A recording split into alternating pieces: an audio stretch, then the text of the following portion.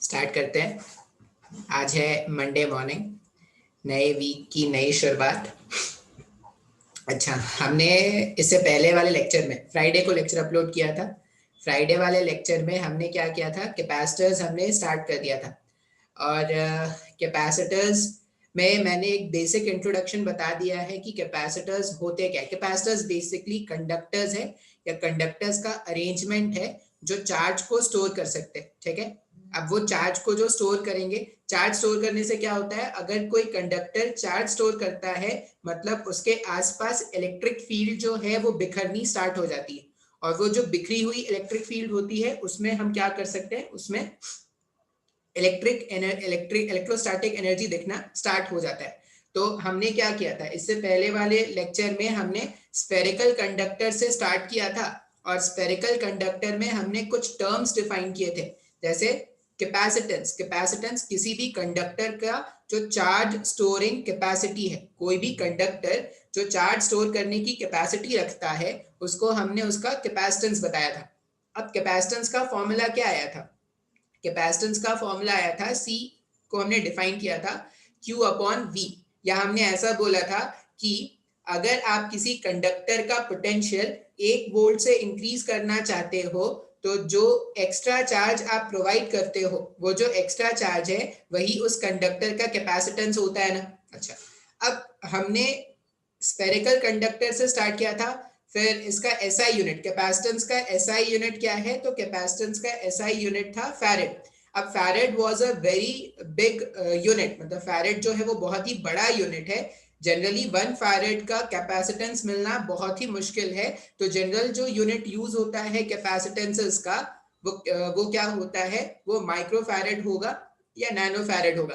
Capacitors क्या है, तो कैपेसिटर्स डिवाइसेस है। कैपेसिटर्स जो है वो डिवाइसेस है जो चार्ज को स्टोर करके रख सकते हैं। और उनकी जो प्रॉपर्टी है चार्ज स्टोर करने की, उसको हमने बोला था कैपेसिटेंस। ठीक है, कैपेसिटेंस को डिफाइन कैसे करेंगे, charge stored per unit voltage से हम उसके कैपेसिटेंस को डिफाइन करते हैं।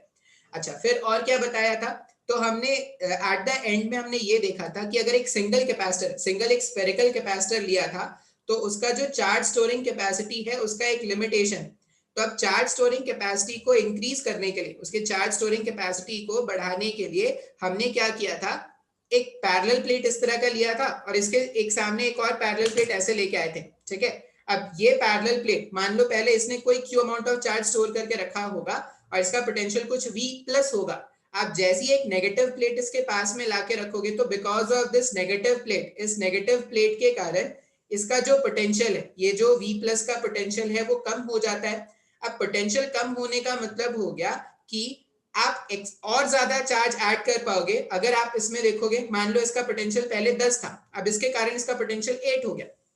तो आप क्या करोगे, अब अगर 10 से 11 में, मान लो पहले इसका पोटेंशियल 10 था और 10 से 11 आपको इसका पोटेंशियल इंक्रीज करना है, जो भी चार्ज आप स्टोर करते हैं वो इसका कैपेसिटेंस होता। अब मैंने बोला कि because of this negative charge plate, इस नेगेटिव चार्ज के प्लेट के कारण इसका जो पोटेंशियल है वो 8 का बन गया। तो अब तुम जब 8 से जब 11 तक उसको लेके जाओगे पोटेंशियल, तो तुम इसमें और ज्यादा चार्ज स्टोर कर पाओगे क्या, और ज्यादा चार्ज स्टोर कर पाओगे। इसका मतलब तुमने ये जो अरेंजमेंट था, ये दो पैरेलल प्लेट्स का अरेंजमेंट था, इस दो पैरेलल प्लेट्स का अरेंजमेंट में तुम और ज्यादा चार्ज ऐड कर सकते हो। तो तुमने इस प्लेट का कैपेसिटेंस इंक्रीज कर दिया, चार्ज स्टोरिंग कैपेसिटी जो इस प्लेट की थी वो आपने इंक्रीज कर दी। और आपने क्या काम कर दिया, जो चार्ज पहले कंडक्टर के सरफेस से इंफिनिटी तक बिखरी हुई थी, अब ये पॉजिटिव प्लेट है, ये नेगेटिव प्लेट है। तो जितने भी फील्ड लाइंस होंगे वो यहां से निकलेंगे और इस नेगेटिव वाले में मर्ज कर जाएंगे। मतलब एनर्जी तो है, ठीक है, एनर्जी इलेक्ट्रोस्टैटिक फील्ड के फॉर्म में है, लेकिन अब वो पॉजिटिव प्लेट और नेगेटिव प्लेट के बीच में कन्फाइंड हो गई क्या, मतलब मेरा दोनों काम सॉल्व हो जाएगा। क्या क्या सॉल्व हो जा रहा है, एक तो मैंने जो प्लेट्स थे, जो कंडक्टिंग प्लेट्स थे, उनका कैपेसिटेंस बढ़ा दिया। कैपेसिटेंस बढ़ा दिया मतलब चार्ज स्टोरिंग कैपेसिटी को मैंने इंक्रीज कर दिया है। और मैंने क्या कर दिया, जो एनर्जी था, जो पहले बिखरी हुई एनर्जी थी, किसी भी कंडक्टर में जो चार्ज क्यू अगर आप सप्लाई करते हो तो एनर्जी उसके सरफेस से इंफिनिटी तक बिखर जाती है। अब जो एनर्जी पहले बिखरी हुई थी उसको समेट के रखना बहुत मुश्किल है, उसको स्टोर करके रखना बहुत मुश्किल था। तो हमने क्या किया, ये जो प्लेट्स का अरेंजमेंट लिया, उससे हम ये देख रहे हैं कि जो एनर्जी है वो एक तो बढ़ गई है क्योंकि चार्ज का वैल्यू बढ़ गया, चार्ज का वैल्यू बढ़ गया तो फील्ड का स्ट्रेंथ बढ़ जाएगा, फील्ड का स्ट्रेंथ बढ़ जाएगा तो एनर्जी का वैल्यू बढ़ जाएगा, और वो जो एनर्जी है वो कन्फाइंड एरिया में है तो उसको स्टोर करना भी आसान है। अब इसी पूरे अरेंजमेंट को हम बोलते हैं पैरेलल प्लेट कैपेसिटर्स। अब पहले मैंने स्टार्ट किया था कंडक्टर से, फिर धीरे धीरे मैंने कैपेसिटर्स इंट्रोड्यूस कराए। कैपेसिटर्स क्या है सर, तो बोल देना कि कैपेसिटर्स जो है वो कंडक्टर्स है या अरेंजमेंट ऑफ कंडक्टर्स है जो चार्ज को स्टोर करके रखते हैं। चार्ज को स्टोर करने से वो एनर्जी को स्टोर करके अपने आसपास रखते हैं, तो capacitors are energy storing devices. ये इससे पहले वाले लेक्चर में मैंने आपको समझा दिया था। अब क्या करेंगे, आज लेक्चर थोड़ा बढ़ाते हैं, आज थोड़ा और ज्यादा टेक्निकल होंगे मतलब डेफिनेशंस आएंगे, कुछ डेरिवेशंस होंगे, कुछ कंसेप्ट सिखाएंगे। तो आज का लेक्चर बहुत ज्यादा इंपॉर्टेंट है। इससे पहले वाले लेक्चर में अगर आप देखोगे तो सिर्फ एक फॉर्मूला बताया गया था आपको कि capacitance is charge store per unit voltage, और यहाँ पे एक स्फेरिकल कंडक्टर का मैंने कैपेसिटेंस का फॉर्मूला बताया था आपको, वो आया था 4 pi epsilon times of R. जो स्फेरिकल कंडक्टर का कैपेसिटेंस का फॉर्मूला आया था वो सिर्फ ये बताने के लिए था कि कैपेसिटेंस को हमने डिफाइन जरूर किया था चार्ज और वोल्टेज के रेशियो से। ये शेयर स्क्रीन करते हैं। हमने क्या बोला था कि जो मेरे पास कैपेसिटेंस है इसका डेफिनेशन जरूर Q अपॉन V पर आया था, ठीक है, लेकिन ये Q अपॉन V के रेशियो पर डिपेंड करता है। ऐसा नहीं बोलेंगे सर Q को चेंज कर दिया तो कैपेसिटेंस चेंज हो जाएगा क्या, V को चेंज कर दिया तो कैपेसिटेंस चेंज हो जाएगा क्या। ये बिल्कुल वैसा ही बात है। एक सर्किट का रेजिस्टेंस R है और आपने क्या कर दिया, इस पे एक बैटरी से कनेक्ट कर दिया V वोल्ट से, तो इसमें करंट कितना हो जाएगा, करंट हो जाएगा V अपॉन R। अब अगर आप वोल्टेज इंक्रीज करते हो तो क्या रेजिस्टेंस के वैल्यू में कोई फर्क पड़ता है क्या, नहीं। अगर आप वोल्टेज इंक्रीज करते हो तो जो करंट है वो चेंज हो जाता है, जो करंट होगा वो चेंज हो जाता है, सर्किट का रेजिस्टेंस। एक बार आपने सर्किट बना दिया तो सर्किट के रेजिस्टेंस पर कोई फर्क नहीं पड़ता। उसी तरह हम कंडक्टर के केस में भी क्या बोलेंगे कि कंडक्टर का जो कैपेसिटेंस है वो क्यू और वी के रेशियो पे के इक्वल आ जाता है, लेकिन ना ही वो क्यू पे डिपेंड कर रहा है ना ही वो वी पे डिपेंड कर रहा है। इसका एक एग्जांपल था कि जो स्फेरिकल शेप कंडक्टर था उसका कैपेसिटेंस आया था 4 pi epsilon naught times of R. अब इसमें साफ साफ दिख रहा है कि ये आर जो है वो स्फेरिकल शेप कंडक्टर का रेडियस है। जितना बड़ा रेडियस का कंडक्टर होगा उतना ज्यादा उसकी कैपेसिटेंस की वैल्यू होगी। ये सब मैंने आपको क्या किया था, इससे पहले वाले लेक्चर में सिखा दिया था। अब हमें बेसिकली क्या करना है ना, वो जो कंडक्टर थे, कंडक्टर के बारे में हम बात नहीं करेंगे। हम बेसिकली हमारे सिलेबस में जो पैरेलल प्लेट कैपेसिटर्स है, पैरेलल प्लेट कैपेसिटर्स, ये जो पैरेलल प्लेट कैपेसिटर्स है बेसिकली हमारा चैप्टर इनके ही बारे में, ठीक है। अब पैरेलल प्लेट कैपेसिटर में मैंने आपको क्या बोला था कि मेरे पास एक कंडक्टिंग प्लेट इस तरफ है और एक कंडक्टिंग प्लेट हमारे पास इस तरफ है, ठीक है। अच्छा, मान लो ये जो कंडक्टिंग प्लेट है, अगर मैंने इस कंडक्टिंग प्लेट को कोई तो क्यू अमाउंट ऑफ चार्ज दिया है, ये जो कंडक्टिंग प्लेट है इसको मैंने कोई तो क्यू अमाउंट ऑफ चार्ज दिया है, और ये जो प्लेट है इसको मैंने क्या किया था, नेगेटिव चार्ज दिया था माइनस क्यू का। क्यों, क्योंकि मैं चाहता था कि कैपेसिटेंस का वैल्यू इंक्रीज हो जाए। अब आपको अगर याद हो ना तो इलेक्ट्रोस्टैट्स के एंड में मैंने आपको इस तरह क्वेश्चन सॉल्व कराया था, जिसमें हम क्या करते थे, प्लेट्स के इनर वाले सरफेसेस पे कितना चार्ज होगा, प्लेट्स के आउटर वाले सरफेसेस पर कितना चार्ज होगा, ये सब हमने फाइंड आउट करना सिखाया था। आउटसाइड अगर सरफेस हो, जैसे मान लो ये एक प्लेट है ये एक प्लेट है, जैसे एग्जांपल ऐसा है, देख लेते हैं, एक प्लेट ऐसा एक प्लेट ऐसा, और अगर मैंने इसमें क्यू अमाउंट ऑफ चार्ज दिया और इसको कोई चार्ज नहीं दिया था, तो तरीका, चार्ज डिस्ट्रीब्यूशन का तरीका क्या बताया था, आप सम ऑफ चार्जेस कर दो। इसमें अगर चार्ज जीरो है तो क्यू प्लस जीरो कितना हो जाएगा, कैपिटल क्यू। और टोटल चार्ज का आधा आधा क्या होता था, प्लेट्स के बाहर आ जाता था, मतलब प्लस क्यू बाई टू यहाँ पर आ जाएगा और प्लस क्यू बाई टू यहाँ पर आ जाएगा, ऐसा ही कुछ हो जाएगा। अच्छा, अगर यहाँ पर कैपिटल क्यू था उसमें से प्लस क्यू बाई टू बाहर वाले सरफेस को मिल गया तो अंदर वाले सरफेस को प्लस क्यू बाई टू मिल जाएगा। और अगर यहाँ पर प्लस क्यू बाई टू है, अगर यहाँ पर प्लस क्यू बाई टू है, इसका मतलब यहाँ पर माइनस क्यू बाई टू का चार्ज डिस्ट्रीब्यूशन होता है। तो इस तरह से मैंने आपको चार्ज डिस्ट्रीब्यूट करना सिखाया था इलेक्ट्रोस्टैटिक्स के आखिरी वाले में, सेकंड जो इलेक्ट्रोस्टैटिक्स का जो सेकंड पार्ट था उसके आखिरी में मैंने प्लेट्स वाले क्वेश्चन आपको सॉल्व कराए थे। अब कैपिटल क्यू चार्ज था तो आधा Q/2 इधर हो गया, आधा Q/2 इधर हो गया। इसमें नेट चार्ज जीरो है तो देखो जितना नेगेटिव उतना पॉजिटिव हो गया, तो इसका नेट चार्ज अभी भी जीरो है। तो इस तरह से चार्ज डिस्ट्रीब्यूशन करना सिखाया था। अब मान लो अगर मैं वही चार्ज डिस्ट्रीब्यूशन की बातें इस वाले प्लेट में करूं, तो यहां पर प्लस क्यू है, यहां पर प्लस क्यू है और यहां पर माइनस क्यू है। अगर आप ये प्लस क्यू और ये माइनस क्यू को अगर ऐड करोगे और नेट चार्ज कैलकुलेट करोगे तो नेट चार्ज कितना हो जाएगा, plus Q minus Q zero हो जाएगा। मतलब 0/2 का चार्ज इधर है और 0/2 का चार्ज इधर है। अब अगर ये प्लस क्यू का था और बाहर में कोई चार्ज नहीं है, मतलब प्लेट्स के अंदर वाले रीजन पर ही क्या होगा, प्लस क्यू चार्ज अरेंज हो गया होगा क्या। अगर इसको इस वाले प्लेट को आपने माइनस क्यू दिया था, ये जो प्लेट है इसको अगर आपने माइनस क्यू का चार्ज दिया है, तो ये जो माइनस क्यू वाला प्लेट है अगर इसके बाहर वाले सरफेस पर कोई चार्ज नहीं, माइनस क्यू वाले प्लेट पे बाहर वाले सरफेस पर अगर कोई चार्ज नहीं है, तो ये जो नेगेटिव चार्ज है वो अंदर वाले प्लेट पे डिस्ट्रीब्यूट हो गया क्या, हाँ या ना। अच्छा, अब कुछ कुछ पुरानी बातें हैं जो इससे पहले वाले लेक्चर में मैंने आपको बताया था। मैंने आपको क्या बताया था कि अगर एक स्फेरिकल कंडक्टर इस तरह था और यहाँ कहीं पर इंफिनिटी, तो हम क्या करते थे, इंफिनिटी से चार्जेस को तोड़ के लाते थे और इसके सरफेस पे अरेंज करना स्टार्ट करते थे। मान लो किसी इंस्टेंट ऑफ टाइम पर अगर इसके सरफेस पर ये जो कंडक्टिंग स्फीयर है आर रेडियस का, अगर इसके सरफेस पर कैपिटल क्यू का चार्ज है, तो हमने क्या बताया था, जो कैपेसिटेंस है, जो कैपेसिटेंस है वो Q/V के बराबर बताया था क्या। अब एक्चुअल में ये जो Q है ना, एक्चुअल में ये जो Q है, ये Q क्या होता था, Q होता था charge transfer, charge transferred between the conductors. ये जो कैपिटल Q हम लिखते थे वो एक्चुअल में क्या है, चार्ज ट्रांसफर्ड है बिटवीन द कंडक्टर्स, और ये V जो हम लिखते हैं वो लिखते थे potential difference, potential difference between the conductors from which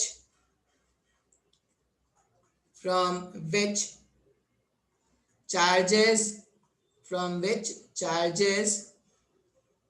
are transferred। बात समझ में आ रहा है क्या। हमने कैपेसिटेंस को, किसी भी कंडक्टर के कैपेसिटेंस को Q/V से डिफाइन किया था। अब इसमें Q का मतलब क्या होता है, Q का मतलब होता है जो चार्ज का ट्रांसफर हुआ। जैसे यहाँ पर, यहाँ से आपने प्लस Q का चार्ज तोड़ के लाया होगा और यहाँ पे ऐड किया होगा। अब अगर आपने इंफिनिटी से प्लस Q का चार्ज तोड़ के लाया है तो यहाँ पर कितना चार्ज होगा, यहाँ पर माइनस Q का चार्ज होगा। अच्छा, अब सिंस हम ये बोलते हैं कि जब इनफिनाइट सेपरेशन पर है तो वहां का पोटेंशियल जीरो है, तो इसका पोटेंशियल अगर जीरो है तब सरफेस का पोटेंशियल KQ/R लिखते थे ना, और यहाँ पर Q और KQ/R का जब आपने रेशियो फाइंड किया था तब जाके वैल्यू आया था 4πε0 टाइम्स ऑफ R। अब जैसा डेफिनेशन हमने इससे पहले वाले लेक्चर में सीखा था वैसा ही डेफिनेशन हम क्या करेंगे, पैरेलल प्लेट्स कैपेसिटर्स के लिए भी यूज करेंगे। ठीक है, तो मान लो मेरे को बोला जाए, ये मैंने ये देख लिया कि जो पैरेलल प्लेट कैपेसिटर्स है, ये जो पैरेलल प्लेट कैपेसिटर्स है वो मेरा काम तो सॉल्व कर दे। काम क्या क्या सॉल्व कर रहे हैं, एक तो यहाँ पर जो एनर्जी देखो, जो इलेक्ट्रिक फील्ड होगा वो क्या होगा, पॉजिटिव चार्ज से नेगेटिव चार्ज, पॉजिटिव चार्ज से नेगेटिव चार्ज, पॉजिटिव चार्ज से नेगेटिव चार्ज। जो भी इलेक्ट्रिक फील्ड है वो पॉजिटिव चार्ज से निकलकर नेगेटिव चार्ज की तरफ चला जाएगा। तो अगर इलेक्ट्रिक फील्ड पॉजिटिव चार्ज से निकलकर नेगेटिव चार्ज पर जा रहा है, इसका मतलब क्या हो गया, जो फील्ड है एक तो वो कन्फाइंड हो गया, जो फील्ड है एक तो वो कन्फाइंड हो गया, और दूसरा हमने इसका कैपेसिटेंस ही बढ़ा दिया था। अब मेरे से किसी ने पूछा कि फाइंड द कैपेसिटेंस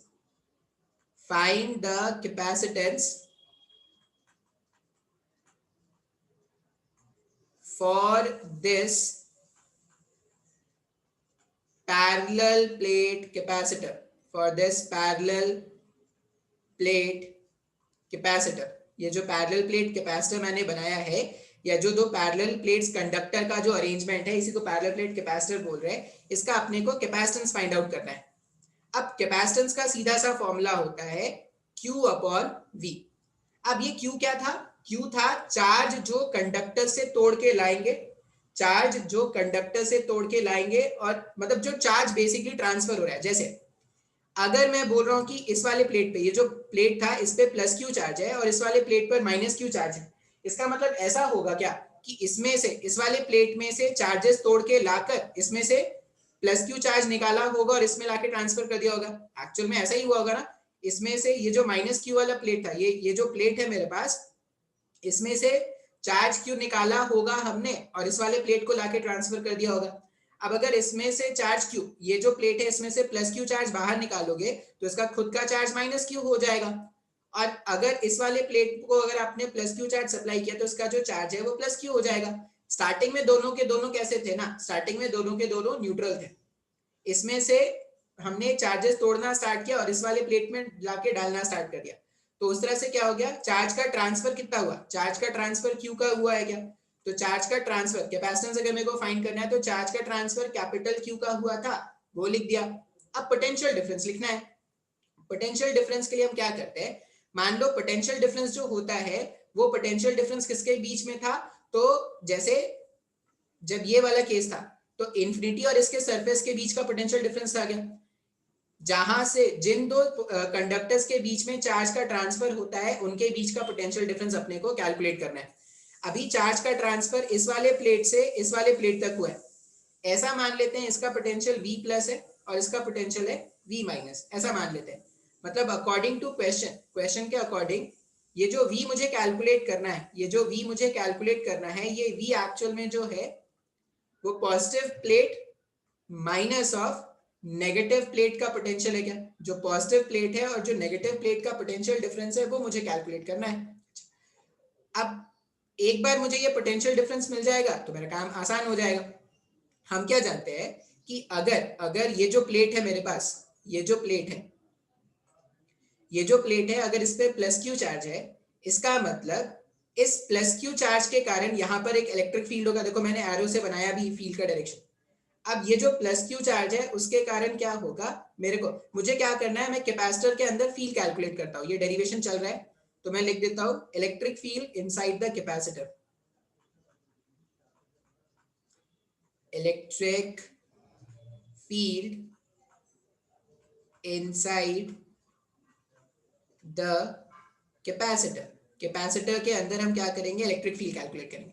मान लो ये जो पॉजिटिव प्लेट है इसके कारण मेरे को फील्ड कैलकुलेट करना है। ये जो पॉजिटिव प्लेट है ना, इसके कारण हम क्या जानते हैं, अगर एक सिर्फ पॉजिटिव प्लेट ऐसा होता था और इसके अंदर अगर चार्ज क्यू बिखरा हुआ है, तो जो चार्ज क्यू है तो चार्ज क्यू से हम चार्ज डेंसिटी भी लिख सकते हैं ना, सिग्मा अपॉन ए, सॉरी क्यू अपॉन ए को हम सिग्मा लिख सकते हैं।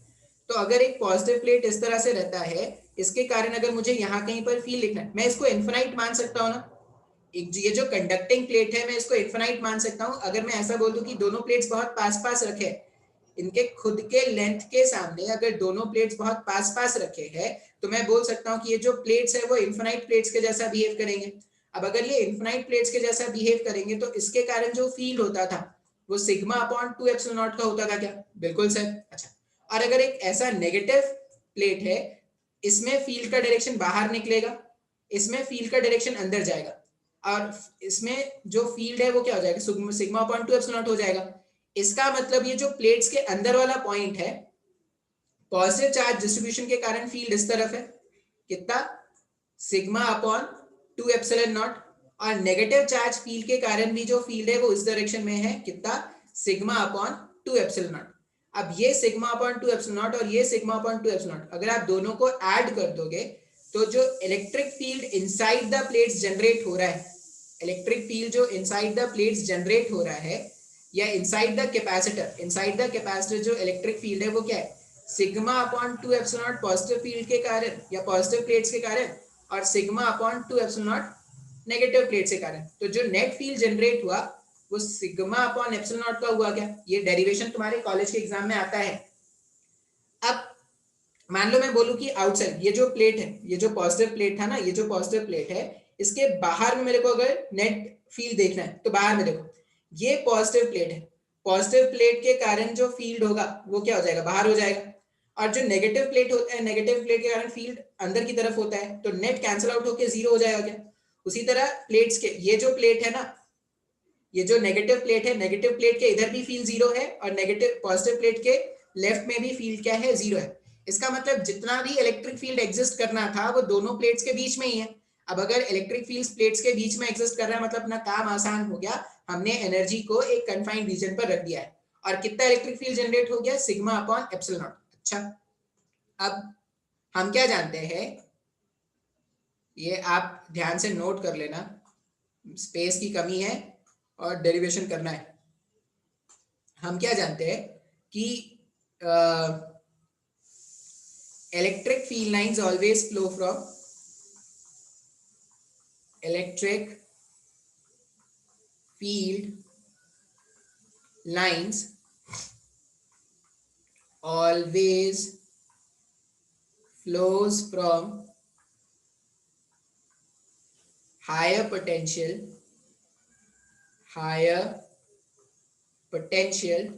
to lower potential। Electric field lines हमेशा हायर पोटेंशियल से लोअर पोटेंशियल में मूव करते हैं।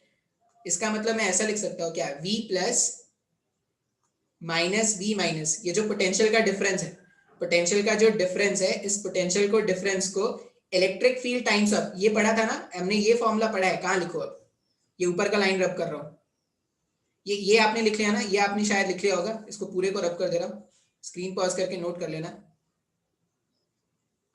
हम क्या जानते हैं कि जो इलेक्ट्रिक फील्ड होता था या पोटेंशियल डिफरेंस जो होता है डीवी, वो क्या होता था, डीवी का वैल्यू होता था E into D R minus में, minus of E into D R होता था, या इसको ऐसा भी लिखते थे, V initial minus V final का वैल्यू जो है वो E times of D R है। अब वी इनिशियल का वैल्यू कम है और वी फाइनल का वैल्यू ज्यादा है। अब यहां पर अगर आप पोटेंशियल का डिफरेंस कैलकुलेट करोगे तो वो क्या हो जाएगा, electric field into D R. ऐसा मान लेते हैं दोनों प्लेट्स के बीच का जो सेपरेशन है वो स्मॉल डी का है। अब अगर दोनों प्लेट्स के बीच का सेपरेशन स्मॉल डी का है और इलेक्ट्रिक फील्ड मैंने कैलकुलेट किया सिग्मा अपॉन एप्सिलॉन, तो higher potential minus lower potential का वैल्यू कितना हो जाएगा, higher potential minus lower potential का value electric field times of D हो जाएगा। ऐसा लिख सकते हैं क्या? इसका मतलब जो मुझे क्वेश्चन में जो वैल्यू चाहिए था v plus minus of v minus, इसका वैल्यू है e टाइम्स ऑफ d का, और मैं क्या जानता हूं, E का वैल्यू है sigma upon epsilon naught times of d। अब मेरे पास पोटेंशियल का डिफरेंस भी आ गया, और जो चार्ज है, कितने चार्ज का ट्रांसफर हुआ था, इस वाले प्लेट से इस वाले प्लेट तक चार्ज का ट्रांसफर हुआ है कैपिटल Q का। तो मैं कैपेसिटेंस कैसे डिफाइन करूंगा, कैपेसिटेंस को मैं डिफाइन कर दूंगा Q डिवाइडेड बाय पोटेंशियल का difference, Q divided by potential का डिफरेंस। अब पोटेंशियल का डिफरेंस कितना आ रहा है, पोटेंशियल का डिफरेंस आ रहा है sigma into D divided by epsilon not. तो कैपेसिटेंस को क्या लिखा जा सकता है, Q। सिग्मा के प्लेस में Q अपॉन A लिख सकते हैं क्या, तो लिख दो। Q से Q अगर गायब कर दोगे तो कैपेसिटेंस का वैल्यू आ जाएगा epsilon not A divided by D। ये हमारे पास कैपेसिटेंस का फॉर्मूला है फॉर पैरेलल प्लेट्स कैपेसिटर। बहुत इंपॉर्टेंट डेरिवेशन है कॉलेज के एग्जाम के लिए, कॉलेज के एग्जाम में इस तरह का डेरिवेशन आपसे पूछते हैं। अब आप एकदम स्टार्टिंग से सोचो कि मैंने डिराइव कैसे किया, एकदम स्टार्टिंग से सोचोगे तो हमने पहले क्या किया, कैपेसिटर का बेसिक मतलब समझा। कैपेसिटेंस जब भी मुझे कैलकुलेट करना है तो चार्ज ट्रांसफर, जो नेगेटिव प्लेट और पॉजिटिव प्लेट के बीच में चार्ज ट्रांसफर होता है और जो नेगेटिव प्लेट और पॉजिटिव प्लेट के बीच में पोटेंशियल का डिफरेंस होता है, उन दोनों का जो रेशियो है उसी को कैपेसिटेंस बोलते हैं। तो हमें क्या करना था, ये जो पैरेलल प्लेट कैपेसिटर था इसका हमें कैपेसिटेंस का वैल्यू कैलकुलेट करना है, या चार्ज स्टोरिंग कैपेसिटी हमें जाननी थी। तो हमने क्या किया, पहले हमने Q फाइंड किया। अब कैपिटल Q क्या है, तो नेगेटिव प्लेट, कैपिटल Q है, ये जो नेगेटिव प्लेट है, ये नेगेटिव प्लेट और पॉजिटिव प्लेट के बीच में जो भी चार्ज का ट्रांसफर हुआ, इसमें से माइनस Q चार्ज के तोड़ के इसमें जब दिया होगा तब जाके कैपिटल Q का चार्ज इसमें आया होगा। तो चार्ज ट्रांसफर कितना हो रहा था, कैपिटल Q का। अब V प्लस और V माइनस, इन दोनों के बीच का जो पोटेंशियल डिफरेंस है वो कैलकुलेट करने के लिए पहले मैंने यहाँ पे कैपेसिटर प्लेट्स के बीच में जो इलेक्ट्रिक फील्ड है वो कैलकुलेट किया। अब इलेक्ट्रिक फील्ड मेरे पास कितना आ गया, सिग्मा अपॉन एप्सिलॉन नॉट। ये यहाँ पर इलेक्ट्रोस्टैटिक 2 यूज हो रहा है, तो जब तक आपको इलेक्ट्रोस्टैटिक 2 नहीं आएगा ये सब नहीं समझ में आएगा। अगर वहां पे नहीं पढ़ा है तो देख लेना, आपकी मर्जी, आपको याद करना पड़ेगा फिर। तो सिग्मा अपॉन एप्सिलॉन नॉट हमारे पास क्या आ गया, फील्ड का स्ट्रेंथ आ गया। एक बार फील्ड का स्ट्रेंथ मिल गया तो मैंने यहाँ और यहाँ का पोटेंशियल का डिफरेंस कैलकुलेट किया। कैसे, फील्ड का स्ट्रेंथ इनटू डी। मैंने बोल दिया कि अगर दोनों प्लेट्स का सेपरेशन डी का है तो सिग्मा इनटू ये कर दिया। अच्छा, अब पूरा वैल्यू को सॉल्व करने पर हमारे पास कितना आ रहा है, हमारे पास आ रहा है epsilon naught A by D, जहां पर डी क्या है, अब ये फॉर्मूला ही याद रखना है।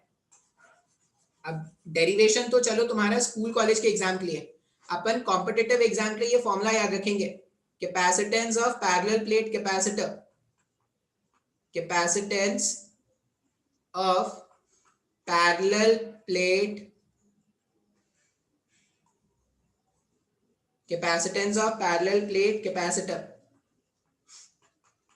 पैरेलल प्लेट कैपेसिटर का जो कैपेसिटेंस है उसका वैल्यू आया था epsilon naught A divided by D, जहां पर ए क्या है, तो ए एरिया ऑफ द प्लेट्स है, जो भी प्लेट आपने रखा है ना उसका एरिया है, area of the plates. D क्या है, तो separation between the plates, separation between the plates, ठीक है। और ये एप्सिलॉन नॉट आ रहा है, एप्सिलॉन नॉट आ रहा है मीडियम बिटवीन द कैपेसिटर के कारण। एप्सिलॉन नॉट क्यों आ रहा है, एप्सिलॉन नॉट आ रहा है medium between the plates, air है अभी, ठीक है, medium between the plates.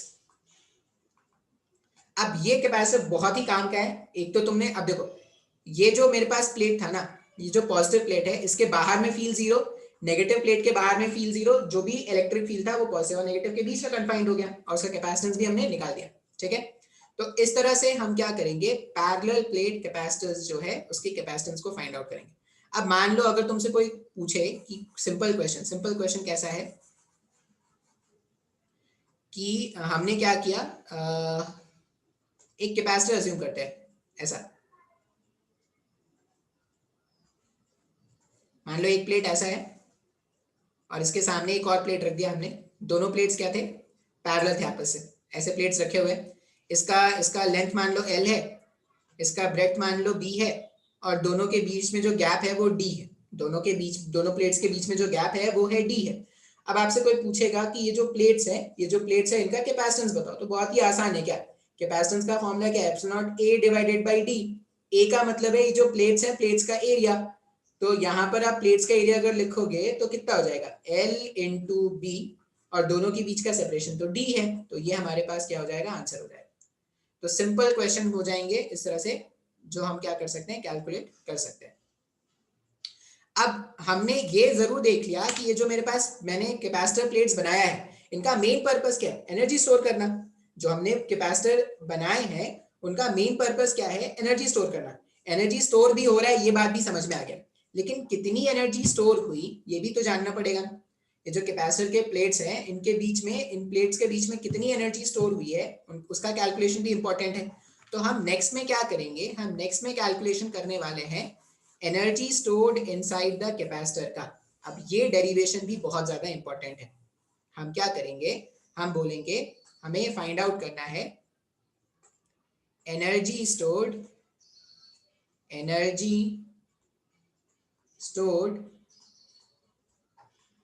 between the plates of the capacitor, between the plates of the capacitor, ठीक है। कैपेसिटर प्लेट्स के बीच की एनर्जी हमें क्या करनी है, फाइंड आउट करनी है। अब कैपेसिटेंस, पैरेलल प्लेट्स कैपेसिटेंस का वैल्यू कैसे निकालते हैं, ये डेरिवेशन भी इंपॉर्टेंट है। और अब मैं जो डेरिवेशन कराऊंगा ये भी बहुत ज्यादा इंपॉर्टेंट है कॉलेज के एग्जाम के लिए। हमें तो कॉम्पिटिटिव एग्जाम के लिए कोई आपको डेरिवेशन पूछेगा नहीं, आपको रिजल्ट ही याद करना है। लेकिन अगर आप चाहते हो कि डाउट आता है लोगों से, बोर्ड्स की तो तैयारी हो नहीं रही, अरे यही बोर्ड्स है भाई साहब, ये जो बताता हो ना कि बोर्ड में ये आएगा वो आएगा वही बोर्ड्स है, ठीक है, कुछ अलग से नहीं होगा बोर्ड्स। तो जब भी मैं बोलूँ कि ये बोर्ड में आएगा कॉलेज के एग्जाम के लिए तो उसको अलग से लिख लिया करो थोड़ा सा। देखो थोड़ा थोड़ा मेहनत कर लोगे तो इतना कोई प्रॉब्लम नहीं होगा। कॉम्पिटिटिव वर्ल्ड के लिए जो नोट्स है वो बहुत ज्यादा है, बहुत बड़ा नोट्स है। लेकिन आप स्कूल कॉलेज के एग्जाम के लिए अगर सोचो ना, बहुत छोटा सिलेबस है, ठीक है। स्कूल कॉलेज का एग्जाम के लिए जो सिलेबस है वो 1 से 1.5 महीने में खत्म किया जा सकता है अगर आपको बेसिक इंफॉर्मेशन थोड़ा बहुत है तो। अच्छा, अभी क्या करते हैं, डेरिवेशन करते हैं, ये सब डेटा हटा देते हैं।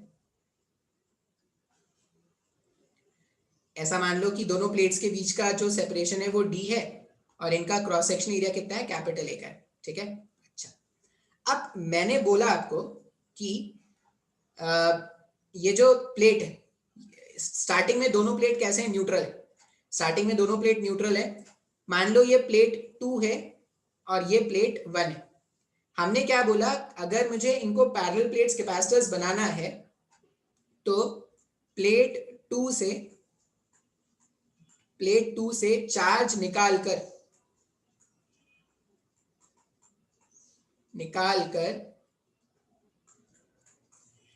प्लेट 1 पर ऐड करना होगा, प्लेट 1 पर ऐड करना होगा। तुमने मान भी लिया कि हाँ सर चलो ऐसा करना है, प्लेट 2 से चार्ज तोड़ के प्लेट 1 को सप्लाई करना है। लेकिन जो कैपेसिटर्स होते हैं ना वो एक्चुअल में इतने साइज के हैं, ठीक है। अब कोई इंसान इसके बीच में आके बैठ सकता है क्या?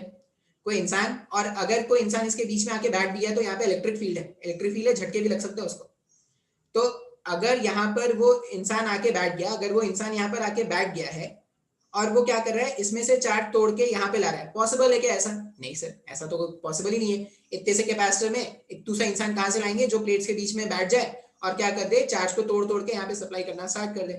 तो फिर चार्ज तोड़ के यहाँ से आएगा कैसे? ये जो यहाँ पर से इस वाले प्लेट से इस वाले प्लेट में जो चार्ज डालना है ये कौन करेगा? तो ये कौन करता है? ये करता है बैटरी। हम क्या करते हैं, इसको कनेक्ट कर देते हैं एक बैटरी से। बैटरी से क्यों कनेक्ट कर रहे हैं? क्योंकि मैं चाहता हूं कि चार्ज जो प्लेट 2 है, प्लेट 2 से चार्ज जो है वो प्लेट 1 तक जाए। अब जैसे ही आप इसको बैटरी से कनेक्ट करोगे, तो यहाँ पे जो चार्जेस हैं वो क्या होते हैं, टूट के यहाँ पर जाना स्टार्ट करते हैं। अब देखो कैसे होता है, आपने जैसे ही इसको बैटरी से कनेक्ट किया तो करंट फ्लो करने की कोशिश करेगी क्या? अगर आपने बैटरी से कनेक्ट कर दिया मतलब यहां और यहां आपने पोटेंशियल का डिफरेंस क्रिएट कर दिया है, तो because of that potential difference current इस डायरेक्शन में फ्लो करना स्टार्ट करेगा। अब अगर करंट फ्लो करने की कोशिश करेगा, करंट फ्लो कर रहा है, इसका मतलब पॉजिटिव चार्जेस फ्लो कर रहे हैं क्या? अब अगर पॉजिटिव चार्जेस फ्लो कर रहे हैं, यहां पर आए, यहां पर आए, यहां पर आए, जैसे ही पॉजिटिव चार्जेस इस वाले पॉइंट पर आएंगे, जैसे ही पॉजिटिव चार्जेस फर्स्ट वाले प्लेट पर आ जाएंगे तो वो फर्स्ट वाले प्लेट तक तो पहुंच गए। अब वो फर्स्ट वाले प्लेट को क्रॉस करके सेकंड वाले प्लेट तक जा सकते हैं क्या? ये जो चार्जेस यहाँ पर आ गए, पॉइंट 1 पर आ गए, तो पॉइंट 1 पर पहुंच गए क्योंकि यहां से यहाँ कनेक्टिंग पाथ था। लेकिन बीच में एक एयर का गैप आ गया क्या? अगर बीच में एक एयर का गैप आ गया मतलब अब जो चार्जेस यहाँ पर थे वो यहाँ पे कन्फाइंड होके रह जाएंगे। अच्छा, ये जो प्लस क्यू चार्ज, मान लो मैंने बोला कि इसको जो प्लस क्यू चार्ज मिला है, जो मेरे पास प्लेट 1 है, इसको जो प्लस क्यू चार्ज मिला, ये कहां से आया? किसने दिया इसको प्लस क्यू चार्ज? बैटरी जो है वो चार्ज सप्लाई करता है क्या? मैंने कभी ऐसा बताया नहीं आपको। बैटरी जो है वो तो एनर्जी सप्लाई करता है। तो फिर प्लस क्यू चार्ज आया कहां से सर जी? ये जो प्लस क्यू चार्ज है जो यहाँ पर आके जमा हुआ है वो कहां से आया? ये प्लस क्यू चार्ज आया होगा सेकेंड वाले प्लेट से। एक्चुअल में क्या हुआ, आप जैसे ही बैटरी को कनेक्ट करोगे ना तो बैटरी क्या करेगा, इसमें से प्लस क्यू चार्ज निकालना स्टार्ट करेगा। अब इसमें से प्लस क्यू चार्ज जब वो निकालना स्टार्ट करेगा, प्लस क्यू चार्ज इधर से होते हुए इधर आएगा। मतलब इसमें से प्लस क्यू चार्ज बाहर निकल रहा है और इसमें प्लस क्यू चार्ज क्या हो रहा है, एंटर हो रहा है। अब बिकॉज ऑफ दिस, ये जो चार्जेस का इंटरैक्शन हुआ उसके कारण ही क्या होगा, कुछ समय के बाद अगर आप देखोगे तो जो प्लेट्स है, ये प्लेट जो है, इस प्लेट पर पॉजिटिव चार्ज आ गया और इस प्लेट पर नेगेटिव चार्ज माइनस क्यू का आ गया। बात समझ में आया है क्या? हमने जो प्लेट्स ऐसे लगाया था इसमें चार्ज का डिस्ट्रीब्यूशन कौन लेके आ रहा है, मतलब ये जो इसमें प्लस क्यू चार्ज अरेंज हुआ और इसमें माइनस क्यू चार्ज अरेंज हुआ, वो किसने कराया? तो वो बैटरी करा रहा है। अगर बैटरी नहीं होता तो दोनों प्लेट्स के बीच में कभी चार्ज डिस्ट्रीब्यूशन नहीं हो पाता। अच्छा, इसका मतलब हम ऐसा बोल सकते हैं क्या कि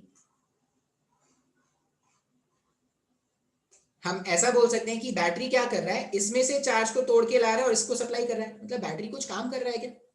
बैटरी जो है उस सेकंड वाले प्लेट में से चार्ज को तोड़ के ला रहा है और फर्स्ट वाले प्लेट को सप्लाई कर रहा है। अब पोटेंशियल एनर्जी आपने सुना होगा, पोटेंशियल एनर्जी का मतलब होता है ये जो एनर्जी स्टोर्ड एनर्जी, मतलब पोटेंशियल एनर्जी ही तो होता है ना। अब मुझे पोटेंशियल एनर्जी फाइंड आउट करना है। पोटेंशियल एनर्जी का मतलब होता था, जब भी मैं बोलूं पोटेंशियल एनर्जी मतलब सिस्टम को बनाने का एनर्जी, सिस्टम को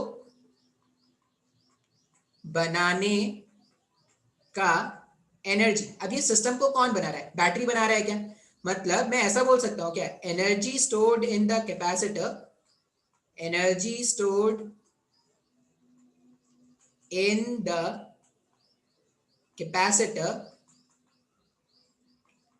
is the work done by the battery, is the work done by the battery in forming parallel plates capacitors. बोल सकते हैं क्या?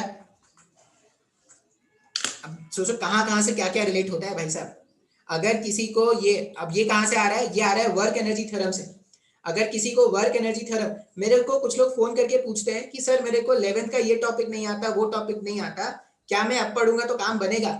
देखो भाई साहब, तुम अगर ये सोच के बैठ जाओगे मेरे को 11th नहीं आता तो मेरे को 12th भी नहीं आएगा, तो काम तो कभी नहीं बनेगा. कम से कम में क्या कर सकते हैं, कम से कम में देखो जो बातें मैं बोलता जाता हूँ वो तो देख सकते हैं ना.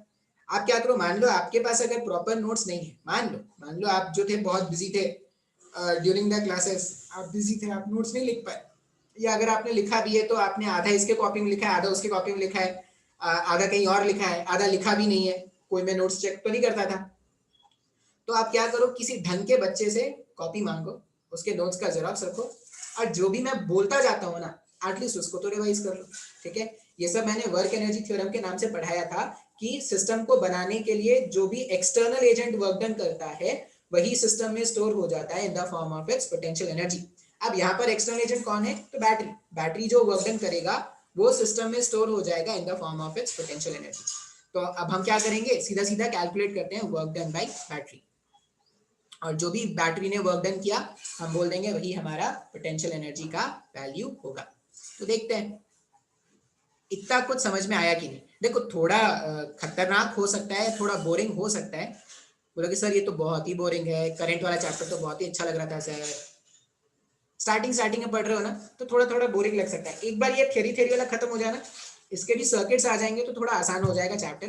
अभी स्टार्टिंग में थोड़ा बोरिंग हो सकता है, तो रुक रुक के देखेंगे, रुक रुक के लेक्चर देखेंगे, रुक लेक्चर में रुक, ऐसा ऐसा देखते हैं लेक्चर. अब कैलकुलेट करना है work done by battery, work done by battery. ठीक है, initially charges on the plates were 0. दोनों न्यूट्रल थे, ये भी न्यूट्रल था, ये भी न्यूट्रल था. प्लेट 1 भी न्यूट्रल, प्लेट 2 भी न्यूट्रल. अच्छा, finally charge on plate 1 has to be plus q, and charge on plate 2 has to be minus q. बिल्कुल, इनिशियली दोनों में चार्ज 0 था, और फाइनली जो मैं सिस्टम बनाना चाहता हूँ उसमें मैं चाहता हूँ कि प्लेट के पास, फर्स्ट वाले प्लेट के पास प्लस क्यू चार्ज आ जाए और सेकंड वाले प्लेट पे माइनस क्यू चार्ज आ जाए. अब ये ऑल ऑफ सडन हो जाएगा क्या? ऑल ऑफ सडन तो नहीं होगा सर, ये स्लो प्रोसेस है, धीरे धीरे करना पड़ता है. अब धीरे धीरे अगर करना पड़ता है, आप ये नोट करते जाओगे जो मैं लिखता जा रहा हूँ. अगर धीरे धीरे करना है, धीरे धीरे ये प्रोसेस होगा, तो हम ऐसा मान लेते हैं कि एट एनी इंटरमीडिएटरी स्टेप, कभी बीच में हम ऐसा मान लेते हैं कि at any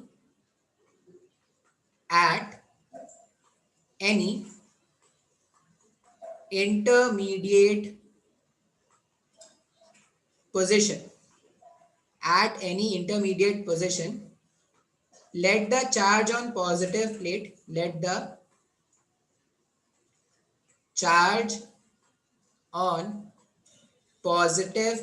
plate be plus q, and charge on a negative plate b minus q.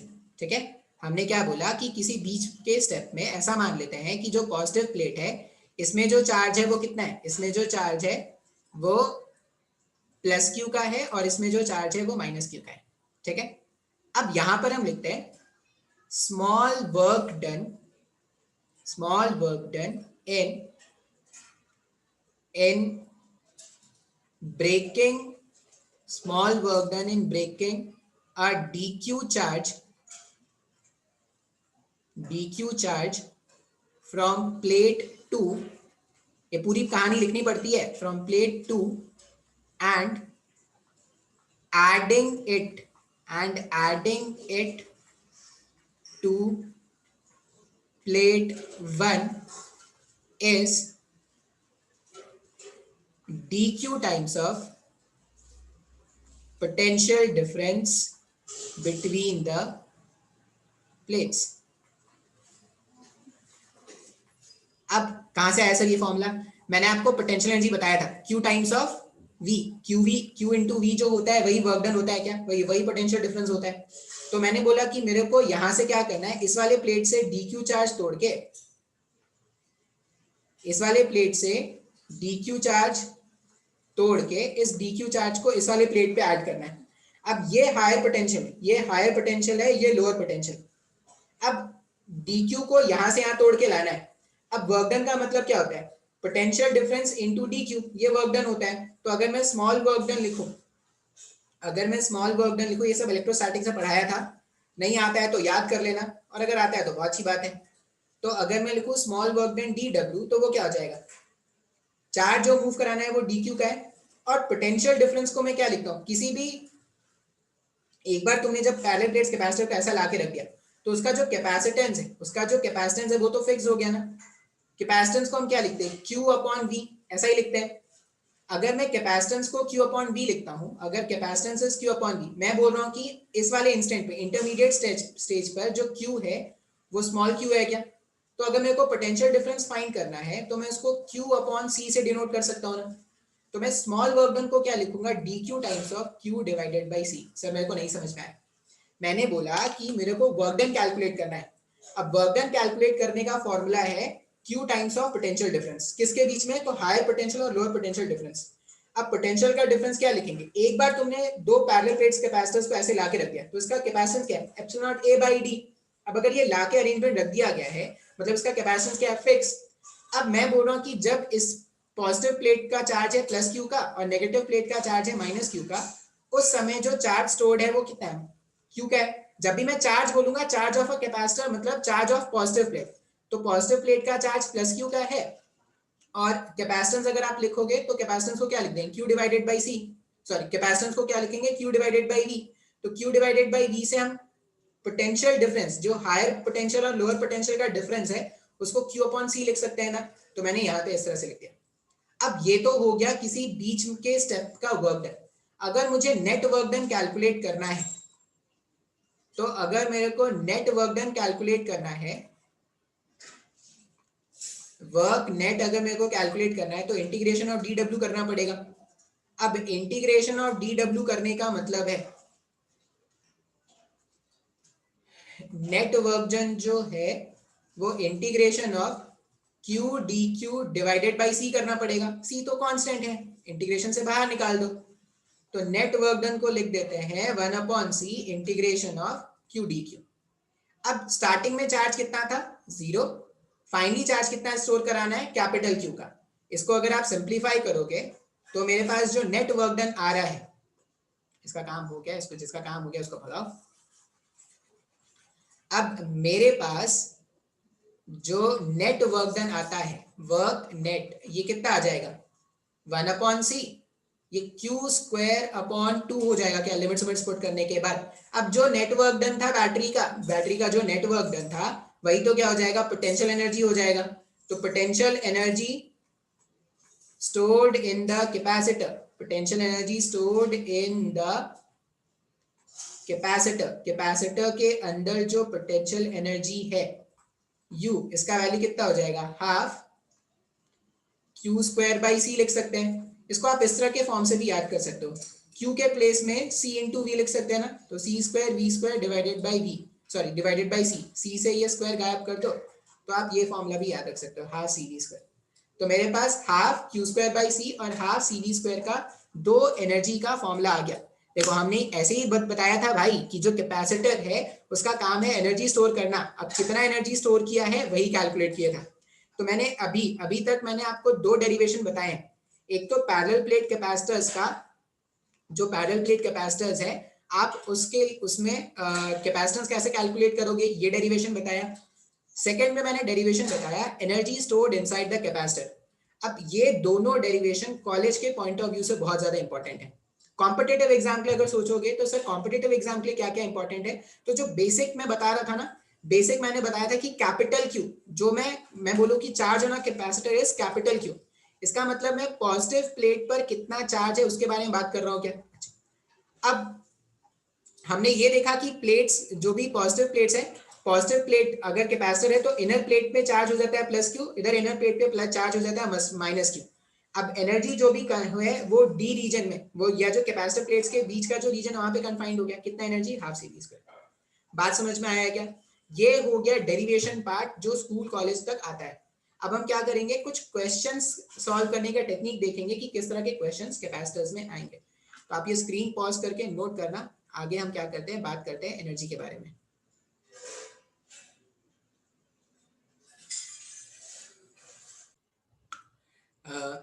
इसमें नेक्स्ट में बात करते हैं एनर्जी डेंसिटी के बारे में। अब एनर्जी डेंसिटी क्या होता है वो देखते हैं।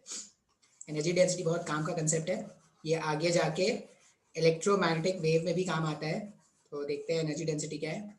हमने क्या देखा कि मान लो हमारे पास ये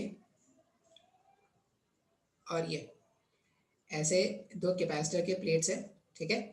और ये जो प्लेट है, प्लेट का एरिया कितना है, कैपिटल ए का। ऐसा मान लेते हैं कि जो प्लेट्स है यहाँ पर,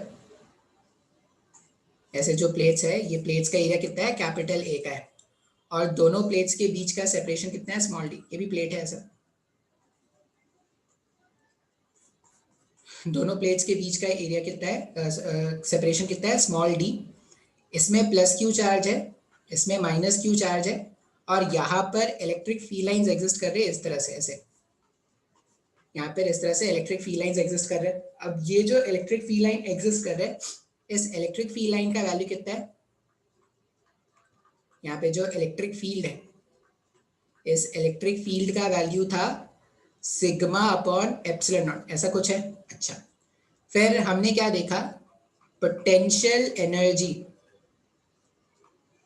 potential energy inside parallel plate capacitor, inside parallel plate capacitor. ये जो पैरेलल प्लेट कैपेसिटर है, इसके बीच में जो एनर्जी है, एनर्जी का वैल्यू कितना आया था, हाफ क्यू स्क्वायर अपॉन सी, ऐसा कुछ आया था क्या, ठीक है। अच्छा, अब मेरे पास जो एनर्जी है, यहाँ पर मैं लिख रहा हूं एनर्जी हाफ क्यू के प्लेस में, ये जो क्यू है एक्चुअल में यहाँ पर जो क्यू है या सिग्मा जो है वो क्या है, सिग्मा को हमने क्यू अपॉन ए लिखा था। तो क्यू के प्लेस में हम क्या कर सकते हैं, क्यू के प्लेस में सिग्मा टाइम्स ऑफ ए लिख सकते हैं क्या। ये जो क्यू है, क्यू के प्लेस में हम क्या कर सकते हैं, सिग्मा टाइम्स ऑफ ए लिख सकते हैं या नहीं, ऐसा नहीं लिखते, रहने देते हैं, क्यू को क्यू स्क्वायर रहने दो।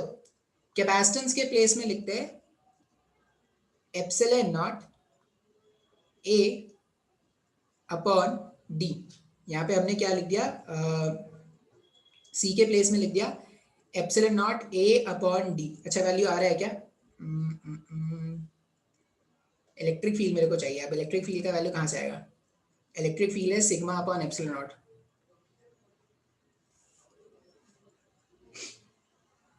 क्यू अपॉन ए, सिग्मा आ रहा है, थोड़ा देखते हैं क्या है, क्या मिस्टेक हो रहा है। ऐसा भी लिख सकते हैं लेकिन ये नहीं यूज करते हैं, कुछ और यूज करते हैं। एक और फॉर्मूला हमने एनर्जी का देखा था ना, मैं एक स्टैंडर्ड फॉर्मेट लाना चाहता हूँ एनर्जी का। हमने एक और फॉर्मूला क्या देखा था, energy equals to half C V square, हमने ये फॉर्मूला भी देखा था, ठीक है।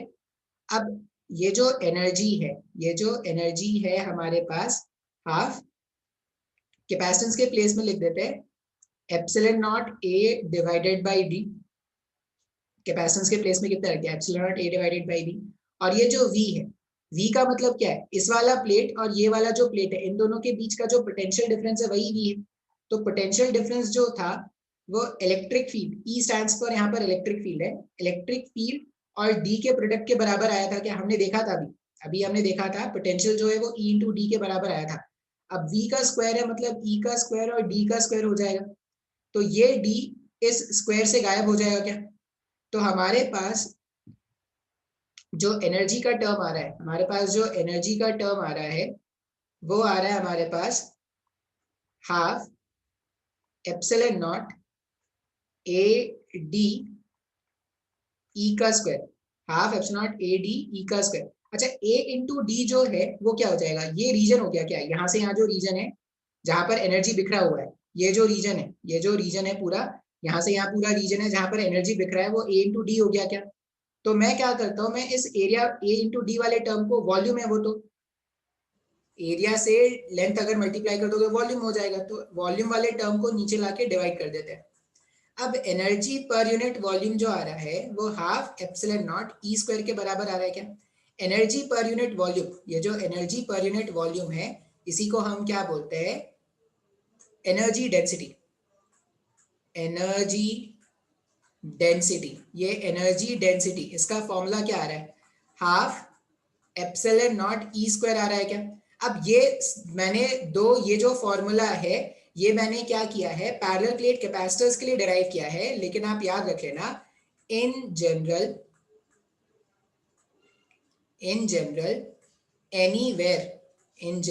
Anywhere if electric field in general anywhere if electric field is present then energy density at that point, then energy density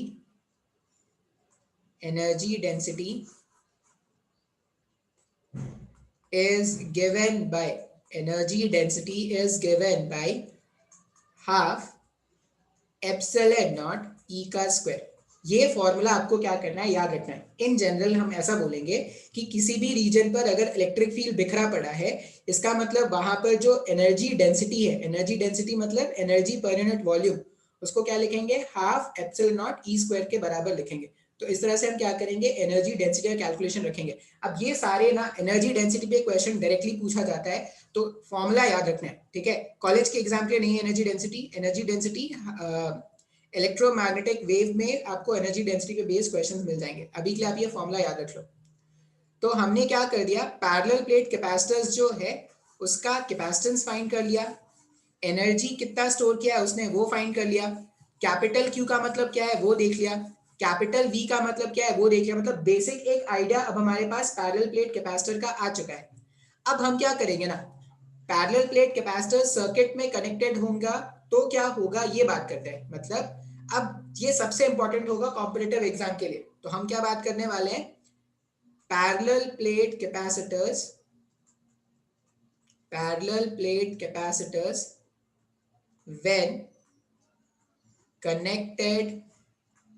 when connected to a circuit या when connected in a circuit,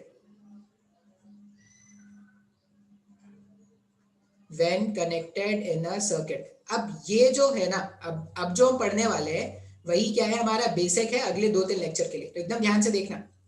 मान लो मैं बोलूं कि हमारे पास एक parallel plate capacitor है इस तरह से, और इस पैरेलल प्लेट कैपेसिटर को हमने क्या किया, एक रेजिस्टेंस R, इसका कैपेसिटेंस है मान लो C, और एक पोटेंशियल डिफरेंस क्रिएट करने के लिए एक बैटरी और एक की। इस तरह से मैंने क्या किया, इसको कनेक्ट करके रखा है, ठीक है। At t equals to 0 when the switch is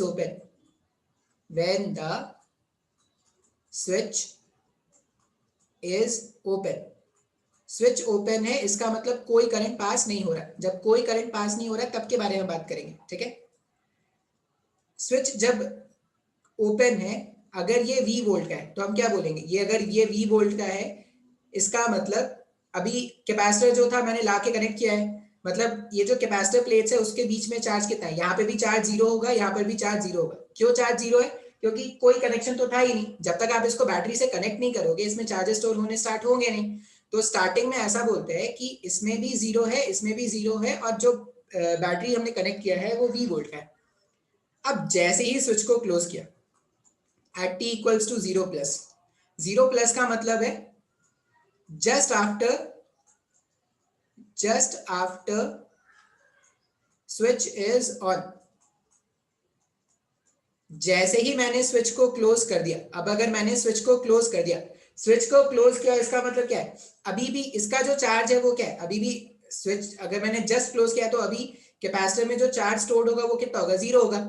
लेकिन मैं ऐसा बोल सकता हूं कि अगर ये बैटरी V वोल्ट का है तो ऐसा माना जा सकता है कि यहाँ का पोटेंशियल 0 है, यहाँ का पोटेंशियल भी 0 है, ठीक है, यहाँ का पोटेंशियल 0। अच्छा, अभी अगर इसमें कोई चार्ज स्टोर हुआ ही नहीं है तो पोटेंशियल डिफरेंस भी 0 होगा, यहाँ का पोटेंशियल 0, यहाँ का, अच्छा, इस वाले पॉइंट का पोटेंशियल V और इस वाले पॉइंट का पोटेंशियल V। अब अगर आप देखोगे तो जो रेजिस्टर है हमारा, रेजिस्टर के बीच का पोटेंशियल डिफरेंस कितना है, V माइनस 0। तो करंट इन द रेजिस्टर अगर मैं लिखूं तो वो क्या हो जाएगा, V डिवाइडेड बाई R होता है ना, potential difference divided by resistance. तो T इक्वल्स टू 0 प्लस पर, T इक्वल्स टू 0 प्लस पर जो करंट जो रेजिस्टर से पास होगा वो कितना है, V अपॉन R का है। कैपेसिटर प्लेट्स में जो मैंने येलो से लिखा है वो चार्जेस स्टोर्ड है, ठीक है, और जो मैंने 0 0 से मेंशन किया है वो क्या है, पोटेंशियल डिफरेंस है। तो इसका भी पोटेंशियल 0 है, इधर भी पोटेंशियल 0 है। 0 क्यों है, क्योंकि अभी कोई चार्ज स्टोर हुआ नहीं था। अच्छा, at any time t, at any time t, किसी टाइम t पर अगर मैं बात करूं, आपको अलग अलग सर्किट बनाना पड़ेगा या आप पे डिपेंड करता है आप कैसे याद रखोगे। एट एनी टाइम t, अच्छा, इस वाले पॉइंट का पोटेंशियल अभी भी क्या है, ये 0 से कनेक्टेड है तो 0 है, इस वाले पॉइंट का पोटेंशियल अभी भी 0 है, लेकिन जो चार्ज स्टोर्ड है, इसको मैं ब्लू से लिख रहा हूं, अब t टाइम पर जो चार्ज स्टोर्ड है वो क्या हो जाएगा, इसमें से कोई माइनस क्यू चार्ज ऐसे निकला होगा और ये माइनस क्यू चार्ज जाके यहाँ पे गया होगा, तो इसमें जो चार्ज होगा वो कितना हो जाएगा, वो प्लस क्यू का हो जाएगा। क्या, मेरे पास स्पेस नहीं इसलिए मैं रब करके रख रहा हूँ, आप अगर आपको कंफ्यूजन हो तो आप अलग से डायग्राम बनाना। किसी टाइम t के बाद इसमें जो चार्ज है वो माइनस क्यू का है और इसमें जो चार्ज है वो प्लस क्यू का है। अब अगर इसका चार्ज प्लस क्यू है, इसका चार्ज माइनस क्यू है, तो ये जो पॉइंट है पॉजिटिव चार्ज, पॉजिटिव प्लेट वाला जो मेरे पास एंड है, इसका जो पोटेंशियल हो जाएगा वो क्या हो जाएगा, Q अपॉन C का हो जाएगा। क्या, अगर दोनों के बीच में मेरे पास अब एक चार्ज का वैल्यू आ गया Q का, कैपेसिटेंस C तो फिक्स है, कांस्टेंट है, वो नहीं चेंज हो रहा, इसका मतलब इसका पोटेंशियल अगर 0 है तो पॉजिटिव प्लेट का पोटेंशियल Q अपॉन C होगा। अब अगर आप टाइम कैलकुलेट करोगे, current through resistance R at any time t, तो ये वाले पॉइंट का पोटेंशियल, ये देखो रेजिस्टेंस का ये वाला जो एंड है वो अभी भी V से कनेक्टेड है, V minus Q by C upon R हो जाएगा। क्या, इसका मतलब ये है कि जो करंट का वैल्यू था t इक्वल्स टू 0 प्लस में, उसका वैल्यू कम होके कितना हो जाएगा, v minus Q upon C upon R हो जाएगा। बिल्कुल सर, ऐसा हो जाएगा। अच्छा, अब ये चार्ज जो है, ये जो नेगेटिव प्लेट है, इसमें से चार्ज जाता जाएगा जाता जाएगा जाता जाएगा, कब तक जाएगा, कब तक जाएगा, मान लो मैं बोलूं कि at t tending to infinity, ये बहुत टाइम के बाद बोल रहे हैं, at t tending to infinity, t tending to infinity जो है, टेंडिंग टू इंफिनिटी पे क्या हो जाएगा, यहां पर जो चार्ज है, इसमें जो चार्ज हो गया वो मान लीजिए माइनस क्यू का है, इसमें जो चार्ज है वो माइनस क्यू का है और इसमें जो चार्ज है वो प्लस क्यू का है। और अगर इस पे चार्ज प्लस क्यू का है, जो पोटेंशियल ड्रॉप होगा वो क्या हो जाएगा, क्यू अपॉन सी का हो जाएगा। अच्छा, अब चार्जेस का फ्लो, ये जो माइनस क्यू चार्ज है और ये प्लस क्यू चार्ज है, इन दोनों के बीच में चार्जेस का फ्लो तब तक होता है जब तक इसके बीच का पोटेंशियल, यहां पर V प्लस और V माइनस, अगर इन दोनों के बीच का पोटेंशियल डिफरेंस बैटरी के पोटेंशियल के बराबर आएगा ना, तब जाके क्या हो जाएगा, चार्ज का फ्लो होना बंद हो जाएगा। मतलब यहां पर पहले 0 चार्ज था, फिर माइनस क्यू हुआ, फिर प्लस, सॉरी, फिर माइनस कैपिटल क्यू हो रहा है। ये चार्ज का फ्लो इस सर्किट में तब तक होता है जब तक कैपेसिटर के दोनों प्लेट्स के बीच का जो पोटेंशियल है वो बैटरी के पोटेंशियल के बराबर ना आ जाए। तो at T tending to infinity, at T tending to infinity, ये जो मेरे पास चार्ज है capital Q, charge capital Q को मैं क्या लिख सकता हूँ, कैपेसिटेंस तो अभी भी सी है और पोटेंशियल डिफरेंस कैपिटल वी का हो गया। क्या, बिल्कुल सर। अब मेरे को थोड़ा स्पेस चाहिए, मैं यहाँ पे लिख दे रहा हूँ, आप समझना इसको ध्यान से, इधर पे लिख दे रहा हूँ। अब अगर कैपिटल Q का वैल्यू C इंटू वी है, अब अगर आप करंट कैलकुलेट करोगे, करंट थ्रू रेजिस्टेंस R, जब टाइम क्या है t टेंडिंग टू इन्फिनिटी है, तो ये कितना हो जाएगा V minus capital Q upon C divided by R। अरे capital Q upon C, capital Q upon C तो कैपिटल V है, इसका मतलब करंट जो है उसका वैल्यू जीरो हो गया। क्या करंट का वैल्यू जीरो हो गया? अब क्या हो गया, मैंने ये देखा कि जब समय शून्य था, अब एक एक करके एनालाइज कर लेते हैं। जब समय शून्य था तो कैपेसिटर पे चार्ज कितना था? जीरो था, कोई चार्ज नहीं था कैपेसिटर पे, ठीक है। जैसे ही मैंने स्विच क्लोज किया, धीरे धीरे कैपेसिटर पे चार्ज डेवलप होना स्टार्ट हुआ। जब भी मैं बोलूं कैपेसिटर पे चार्ज, मतलब कैपेसिटर के पॉजिटिव प्लेट का चार्ज। अब अगर पॉजिटिव प्लेट पे चार्ज बढ़ रहा है, जैसे हमने क्या देखा, जैसे जैसे पॉजिटिव प्लेट पे चार्ज बढ़ेगा, कैपेसिटर प्लेट्स के बीच का जो पोटेंशियल डिफरेंस है वो बढ़ेगा। कैपेसिटर प्लेट्स के बीच का पोटेंशियल डिफरेंस बढ़ रहा है, मतलब रेजिस्टेंस के अबाउट जो पोटेंशियल डिफरेंस होगा वो कम होता जा रहा है। रेजिस्टेंस के अबाउट पोटेंशियल डिफरेंस का वैल्यू कम होता जा रहा है, मतलब जो रेजिस्टेंस के थ्रू करंट होगा वो क्या होता जाएगा? कम होता जाएगा। अच्छा, बहुत समय के बाद मैंने ये देखा कि जो कैपेसिटर प्लेट है वो पूरा पूरा चार्ज हो गया है। पूरा पूरा चार्ज हो गया, इसका मतलब ये है कि कैपेसिटर प्लेट्स के बीच में जो पोटेंशियल का डिफरेंस है ना, वो बैटरी के पोटेंशियल डिफरेंस के इक्वल आ गया है।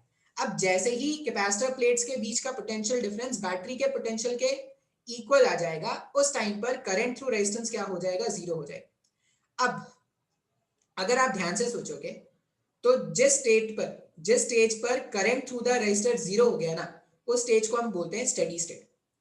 हमारे पास बेसिकली कैपेसिटर के जो क्वेश्चंस होंगे वो दो तरह के होंगे, एक होता है स्टेडी स्टेट से पहले और एक होगा स्टेडी स्टेट के बाद। एक होगा स्टेडी स्टेट से पहले और एक होगा स्टेडी स्टेट के बाद, ठीक है। अब यहाँ पे अगर आप सोचोगे ना, तो कैपेसिटर्स की दो तरह की कहानी हो सकती है। एक होगा स्टेडी स्टेट से पहले। स्टेडी स्टेट का मतलब जब कैपेसिटर पूरी तरह चार्ज हो चुका है। स्टेडी स्टेट का मतलब ये हुआ जब कैपेसिटर पूरी तरह चार्ज हो चुका है। और स्टेडी स्टेट से पहले का मतलब क्या होगा? जब कैपेसिटर चार्ज हो रहा है, जीरो से जब वो मैक्सिमम तक चार्ज हो रहा होगा, उससे पहले की कहानी को बोलेंगे बिफोर स्टेडी स्टेट। और जब वो पूरी तरह चार्ज हो चुका है तो उसको क्या बोलेंगे? At steady state. ये बिल्कुल वैसी ही बातें हैं जैसी बातें हमने थर्मल कंडक्शन में हमने पढ़ा था कि जो हीट का ट्रांसफर होता है, हीट का ट्रांसफर अगर कंडक्शन के थ्रू होगा तो रॉड पहले क्या करता था? अपने टेम्परेचर को बढ़ाता भी था और हीट ट्रांसफर भी करता था। लेकिन जैसे ही स्टेडी स्टेट आता था, उसके हर एक सेक्शन का टेम्परेचर कांस्टेंट होता था और उसके बाद से वो सिर्फ हीट ट्रांसफर करता है। यहाँ पर भी बिल्कुल वैसी ही बात आएगी। कैपेसिटर्स जब आप सर्किट पे कनेक्ट करोगे तो दो तरह के क्वेश्चन आएंगे। एक होगा स्टेडी स्टेट। अब बोलोगे सर स्टेडी स्टेट क्या है? तो स्टेडी स्टेट का पहचान, अच्छा आप ये नोट कर लेना, मैं आपको स्टेडी स्टेट का पहचान बता देता हूं। स्टेडी स्टेट का पहचान क्या है? हम क्या बोलेंगे? At steady state, eight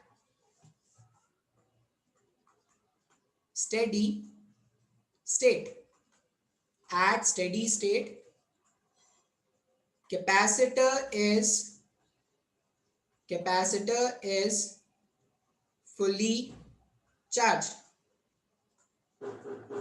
capacitor is fully charged. एक मिनट कोई आया है, स्टार्ट करते हैं। स्टेडी स्टेट का मतलब क्या था कि कैपेसिटर पूरी तरह चार्ज हो चुका है, capacitor is fully charge.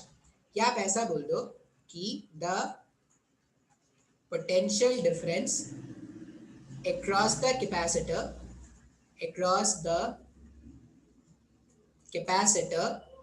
CITOR capacitor is same as the potential difference of the battery। ठीक है, बैटरी का जो पोटेंशियल डिफरेंस है उसके बराबर हो जाए।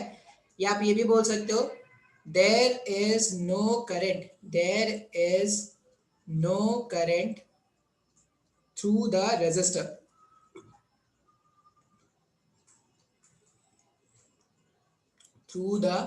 resistor। इसका मतलब ये है कि जब सर्किट स्टेडी स्टेट पहुंच चुका है तो ये रेजिस्टेंस सर्किट में रहे या ना रहे, ये रेजिस्टेंस सर्किट में रहे या ना रहे, सर्किट को कोई फर्क नहीं पड़ेगा। क्या? तो हम क्या करेंगे, चैप्टर को दो तरह से पढ़ते हैं। अब जब हम कैपेसिटर्स को सब सर्किट में इन्वॉल्व करेंगे ना, तो चैप्टर को दो तरह से पढ़ेंगे। अब एकदम ध्यान से सुनना है जो मैं बताऊंगा। क्या क्या सुनना है सर जी? एनर्जी डेरिवेशन बहुत अच्छी बात है। मेन जो इंपॉर्टेंट है ना वो यही है, जो हम सर्किट में कैपेसिटर्स कनेक्ट करेंगे तो कैपेसिटर कैसे बिहेव करेंगे, इसका समझ अपने को बहुत इंपॉर्टेंट है आना। अब क्या हमने बोला कि जब आप कैपेसिटर को कनेक्ट करोगे तो धीरे धीरे कैपेसिटर के प्लेट्स में चार्जेस बिल्डअप होने स्टार्ट होते हैं। अब चार्जेस जब धीरे धीरे बिल्डअप होने स्टार्ट होते हैं तो जो रेजिस्टर हमने कनेक्ट किया था उसके थ्रू जो करंट है वो धीरे धीरे कम होना स्टार्ट हो जाता है। करंट कम होने से क्या होता है, करंट कम होने से एक ऐसा टाइम आएगा जो बहुत टाइम टेंड्स टू इन्फिनिटी के बाद आता है, जब कैपेसिटर पूरी तरह चार्ज हो गया। कैपेसिटर पूरी तरह चार्ज हो गया इसका मतलब जो मैक्सिमम कैपेसिटी थी कैपेसिटर की चार्ज होने की वो हो चुका है, और कैपेसिटर के एंड्स के अबाउट वही पोटेंशियल डिफरेंस है जो बैटरी का पोटेंशियल डिफरेंस होना चाहिए, जो बैटरी का पोटेंशियल डिफरेंस था। उसके बाद अगर आपने रजिस्टर सर्किट में रखा है या नहीं भी रखोगे तब भी सर्किट को कोई फर्क नहीं पड़ने वाला, क्योंकि अगर सर्किट में करंट ही जीरो हो गया तो रेजिस्टेंस रहे ना रहे कोई फर्क नहीं पड़ने वाला। बात समझ में आ रहा है क्या?